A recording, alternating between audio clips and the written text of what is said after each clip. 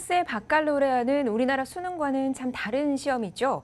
일단은 서술형이고요. 나의 생각은 어떠한가에 대한 답변을 적어야 합니다.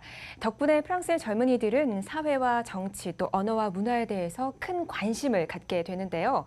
이것이 바로 인문학의 힘이 아닐까 하는 생각이 또 듭니다. 60초 인문학 영상 공모전 이야기 좀 더 자세하게 나눠보도록 하겠습니다. 플라톤 아카데미 오지연 선임연구원과 함께합니다. 어서 오세요. 네, 안녕하세요. 전 재단법인 플라톤 아카데미의 오지연이라고 합니다. 네, 반갑습니다. 저도 사실은 인문학을 전공을 했는데요. 인문학의 묘미는 알면 알수록 좀 빠져든다는 데 있지 않나 또 생각이 듭니다.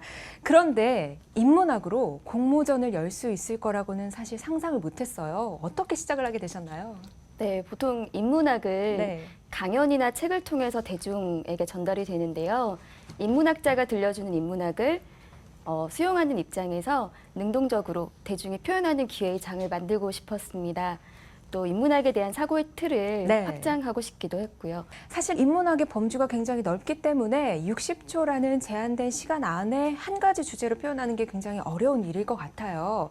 오지연 연구원님이 생각하는 인문학이란 어떤 분야인가요?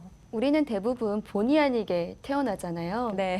제게 인문학이란 그럼에도 내 삶의 연출자로서 나 자신을 온전한 주인공으로 만들어가는 힘 정도로 말씀드릴 수 있을 것 같은데요.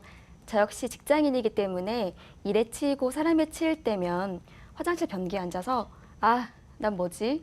왜 이렇게 사는 거지? 푸념도 하지만 네네. 또 감정이 고요해질 때면 어떻게 살 것인가에 대해서 진지하게 고민을 하거든요.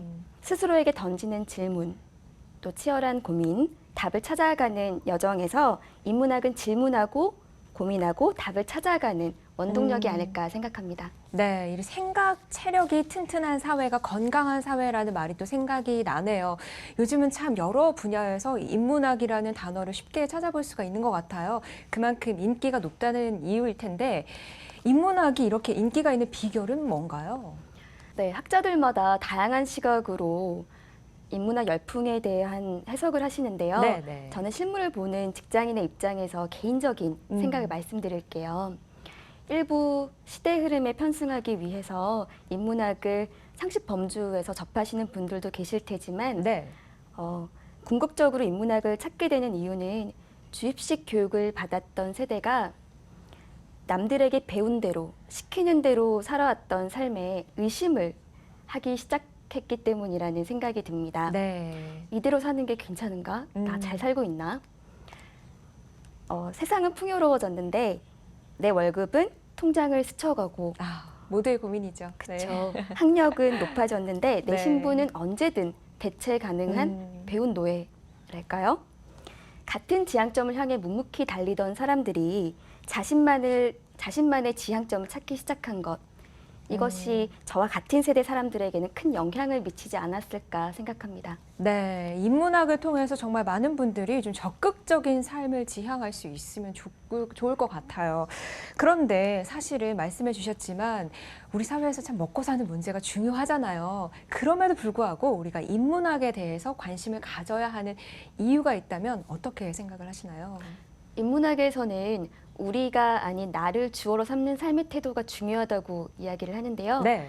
그렇다고 해서 우리는 필요 없고 나만 중요해라는 의미는 아닌 것 같습니다. 결국 끊임없는 자아 성찰을 통해서 자신의 정체성을 찾아가는 게 중요한 건데요. 네. 온전히 자신의 주인으로 살 수 있다면 다른 사람의 존재도 있는 그대로 인정해 줄 수 있는 거죠. 결국은 내 삶의 주인으로 산다는 거는 다른 사람, 결국은 진정한 의미에서 타자와 더불어 살 수 있는 삶을 가능케 해주는 거라고 생각을 합니다. 인문학을 공부한다는 것은 내 삶 앞에 놓여진 수많은 선택지에서 네. 현답을 찾을 가능성을 높여주는 지혜를 주는 거라고 생각하고요. 그렇게 답을 찾아가는 과정에서 자신의 정체성을 다져가는 거라고 생각합니다. 말씀 듣다 보니까 제 삶의 주인공은 누구인지 갑자기 급 반성을 하게 되는데요. 플라톤 아카데미에서 연구원으로 일을 하고 계신데 플라톤 아카데미 어떤 곳인가요? 네, 재단법인 플라톤 아카데미는 네. 국내 최초의 인문학 지원 재단이고요. 네. 성찰의 인문학을 심화, 확산하기 위해서 설립이 되었습니다. 크게는 심화와 확산으로 나누어서 20개가 넘는 프로젝트를 진행하고 있는데요. 인문학 심화를 위해서 세계적인 연구 역량을 갖춘 인문학자들을 지원하고요. 네. 인문학 확산을 위해서는 학부생들의 인문학 동아리를 학술 동아리를 지원하고 청소년 인문학 교실, 인문학 공개 강좌 또 이러한 모든 그 강연들을 영상으로 담아서 온라인으로 무료 배포하고 있습니다. 네, 올해로 지금 벌써 두 번째 열리는 행사인데요. 작년에 정말 많은 작품들이 또 출품이 됐다고 들었습니다.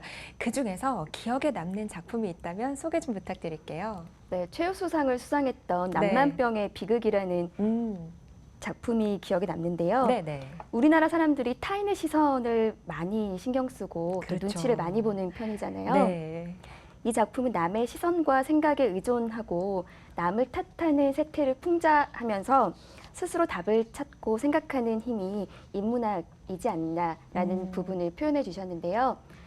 누구나 다 알고 있긴 하지만 애써 외면하는 사실을 센스 있게 잘 전달하는 점이 좋은 평가를 받았다고 생각합니다. 네, 이렇게 또 2회를 준비를 하다 보니까 앞으로 60초 인문학 영상 공모전 어떤 계획을 갖고 계신지도 궁금해지는데요. 앞으로의 계획도 함께 소개를 좀 부탁드릴게요.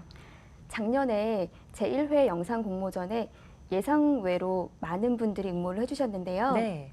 60초 안에 표현되는 메시지를 통해 참여자와 이 작품을 보는 사람들 모두 인문학은 어려운 게 아니라 우리 삶과 평생 함께하는 멘토 같은 학문이라는 생각을 할 수 있었으면 좋겠습니다. 앞으로 인문학 영상 공모전은 재단이 진행하는 인문학 대중강연과 주제를 공유할 예정입니다. 네. 사람들이 인문학적 성찰을 할 수 있는 기회의 장이 됐으면 좋겠고요. 이렇게 만들어진 영상은 대중강연 그리고 온라인을 통해서 무료 네. 더 많은 사람들과 공유를 할 예정입니다. 내 안에 진짜 나를 찾아가는 길, 이것이 바로 인문학의 매력이 아닐까 하는 생각이 또 드는데요. 아름다운 삶과 죽음이 주제라고 하니까요. 이것과 관련된 여러분의 다양한 이야기를 영상 공모전에 제출해 보시기 바랍니다. 접수는 8월 9일까지니까요. 참고하시고요. 60초 인문학 영상 공모전 이야기, 오늘 플라톤 아카데미 오지연 선임연구원과 함께했습니다. 오늘 나와주셔서 감사합니다. 네, 감사합니다.